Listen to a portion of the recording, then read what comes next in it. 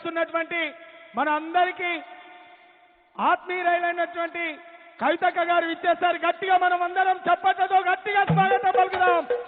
జై కవితక్క, జై కవితక్క, జై కవితక్క, జై తెలంగాణ, జై కేసీఆర్.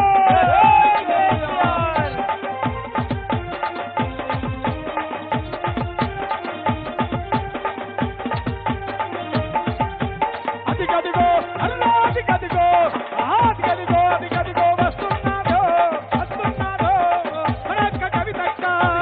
అదిగదిగో వస్తున్నాడు వస్తున్నాడు మన అక్క కవితక్క. అదిగదిగో అదిగదిగో అదిగదిగో అదిగదిగో అదిగదిగో అదిగదిగో వస్తున్నాడు వస్తున్నాడు మన అక్క కవితక్క.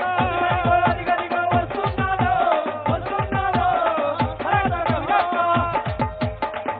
మరి ఇప్పుడే మన కార్యక్రమానికి ధర్నా కార్యక్రమానికి విచ్చేస్తున్నటువంటి గౌరవనీయులు మన తెలంగాణ ఆణిముత్యం, మన తెలంగాణ ఆడిబిడ్డ మరి కవితక్క గారు విచ్చేశారు. గట్టిగా చప్పట్లతో వారికి స్వాగతం, గట్టిగా చప్పట్లతో వారికి స్వాగతం చెప్దాం. జై కేసీఆర్, జై కేసీఆర్, జై కేసీఆర్, జై కేసీఆర్, జై తెలంగాణ, జై తెలంగాణ, జై కవితక్క, జై కవితక్క, జై తెలంగాణ, జై తెలంగాణ.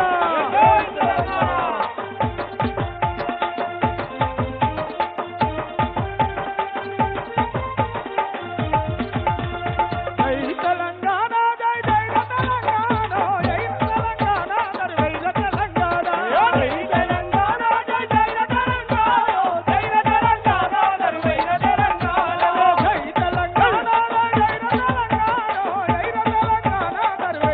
తెలంగాణ, జై తెలంగాణ, జై తెలంగాణ, జై జై తెలంగాణ, జై తెలంగాణ, జై తెలంగాణ.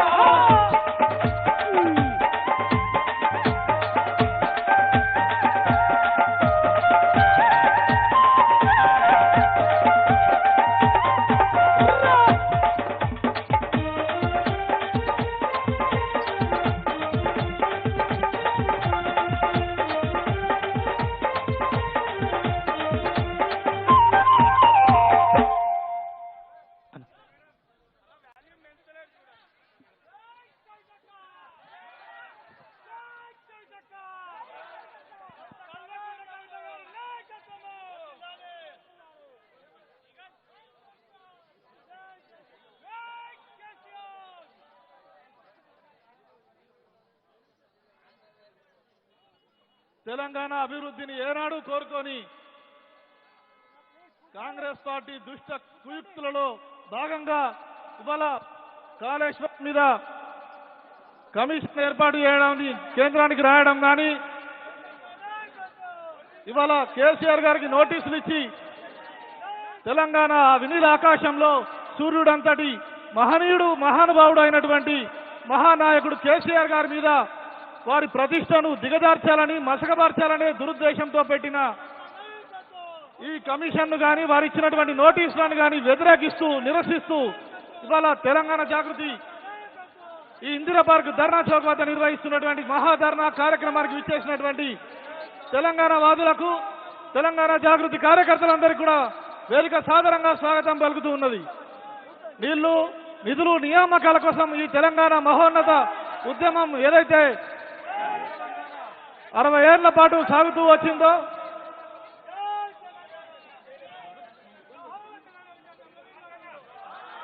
దానికి కొనసాగింపుగా తెలంగాణ రాష్ట్రం ఏర్పడ్డ తర్వాత ఏ కష్టాలనైతే ఈ ప్రాంతం 50 ఏళ్ల పాటు చవిచూసిందో దానికి జవాబుగా నెర్రలు బారిన బిల్లలో సాగునీళ్లు రావాలన్న ఉద్దేశంతో, ఎండిన మన గొంతులు తడారాలన్న ఉద్దేశంతో